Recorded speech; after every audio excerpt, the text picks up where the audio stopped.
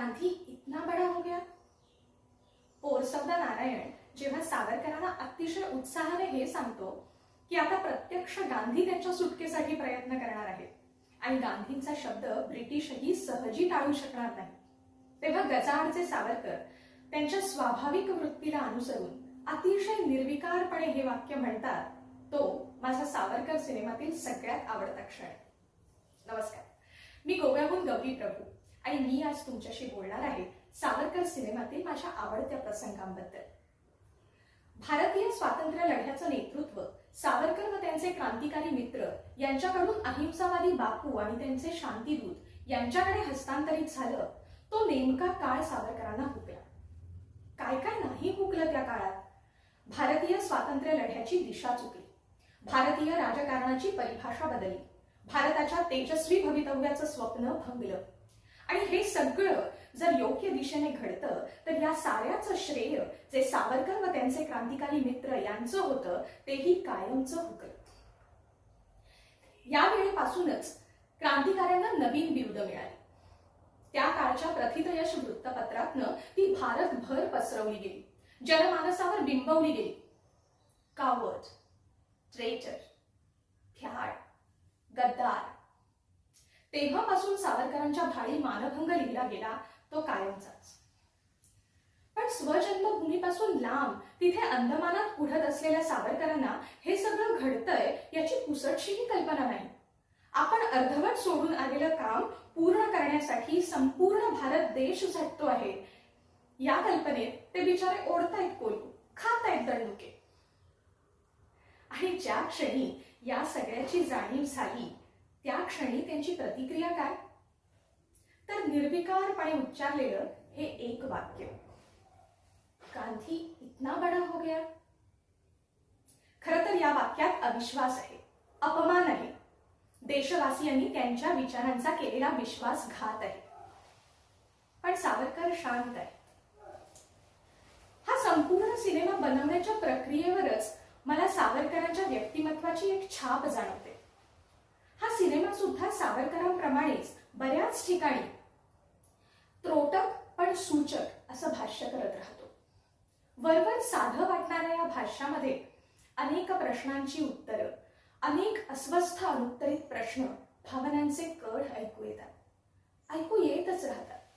आणि असंच ऐकू येतं सावरकरांचं माफीपत्र, द मर्सी पिटिशन. केवढा गलका आहे ना या विषयाभोवती. पण हा विषय हाताळण्याची या सिनेमाची पद्धत काय? तर आवाजातील कोणत्याही चढ उताराशिवाय एका संथ लयीत सावरकरांच्या माफीनाम्यांचं शब्दशः वाचन. सिनेमाचा हा भाग म्हणजे मला शियर ब्रिलियन्स वाटतो.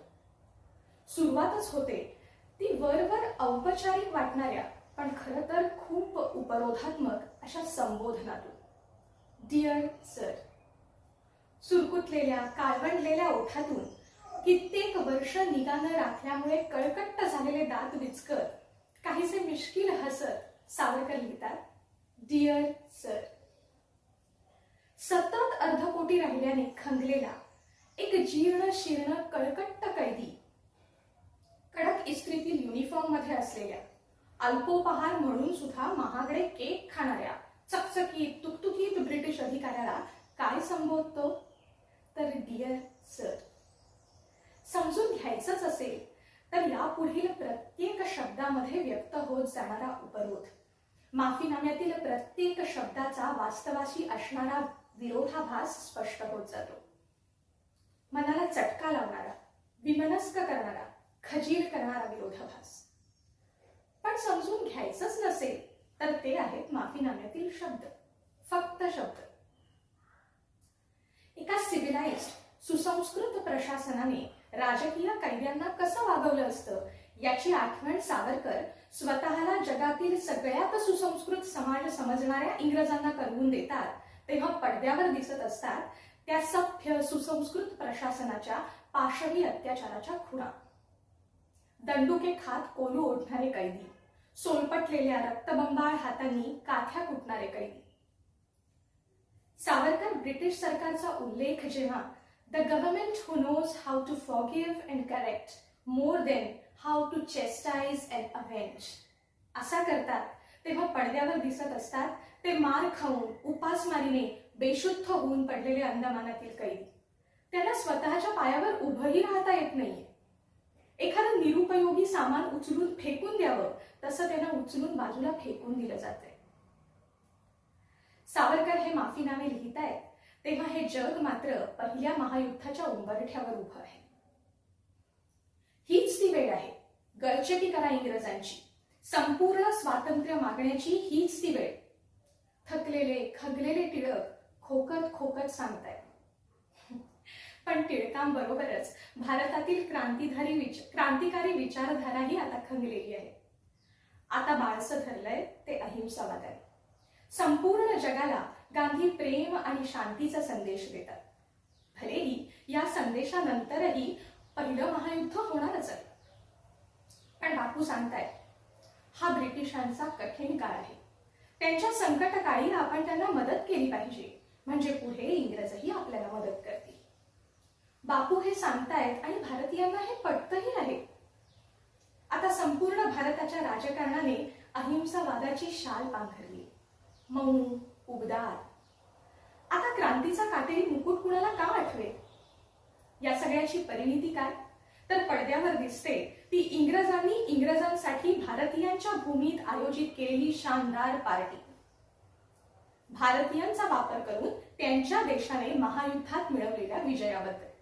पार्टीमध्ये इंग्रजी साहेबांची सरबराही करण्यात मग्न आहे ती गुलाम मनोवृत्तीची भारताची भावी पिढी. या पार्टीमध्ये वेटर म्हणून काम करणारा एक भारतीय मुलगा साहेबांना चहाचा ट्रे घेऊन जाताना क्षणभर आरशासमोर थांबतो आणि आपली टोपी चाचपून पाहतो. आपण साहेबांना दिसायला हवे आहोत तसेच दिसतो आहोत ना याची खातरजमा करून घेतो आणि मग लगबगीने चहाचा ट्रे घेऊन जातो. आणि त्याच वेळी ऐकू येतात सावरकरांच्या माफीनाम्यातील शेवटचे शब्द. My conversion to constitutional lines will bring back all those misled young men in India and abroad who were looking up to me as their inspiration. काटा येतो अंगावर. किती पद्धतशीरपणे भारताच्या तरुण पिढीला सावरकरांच्या विचारधारेपासून तोडलं गेलं याची जाणीव करून घेऊन चटका लावून सावरकरांच्या माफीनाम्याचं वाचन संपतं. आता सगळ्यात शेवटी माझा सगळ्यात आवडता आणि सिनेमाचा शेवटचा भाग. भारत स्वतंत्र झाल्यानंतर स्वतंत्र भारताला उद्देशून केलेलं नेहरूंचं पहिलं भाषण. आणि हे भाषण ऐकत बसलेले 80च्या घरातले वृद्ध सावरकर. शरीराने थकलेले, जाणीवपूर्वक उपरे ठेवले गेलेले आणि म्हणून मनाने निराश झालेले सावरकर. खूप सोसून भोगून शेवटी याची देही याची डोळा स्वातंत्र्य पाहणारे सावरकर. आणि म्हणूनच हळुवार कातर झालेले सावरकर. नेहरूंच्या प्रत्येक शब्दागणिक त्यांच्या डोळ्यासमोरून तरळून जाणारा त्यांचा आणि त्यांच्या क्रांतिकारी मित्रांचा जीवनपट आणि नेहरूंच्या शब्दामध्ये जाणीवपूर्वक त्यांचा टाळलेला उल्लेख. केवळ आराम खुर्चीत बसून रणदीपने हे दुखावलेले पण कृतार्थ सावरकर मोठ्या ताकदीने उभे केले आहे. त्यांना पाहताना आपल्याला असं वाटतं की आपण जणू त्यांच्या खूप जवळ उभे आहोत. आपल्याही नकळत आपण त्यांना घट्ट मिठी मारतो, आपल्या आजोबांना मारावी ना तशी. त्या क्षणात सावरकर खूप खूप आपले होऊन जातात. इथेच हा सिनेमा संपतो आणि जिंकतो सुद्धा. जय हिंद.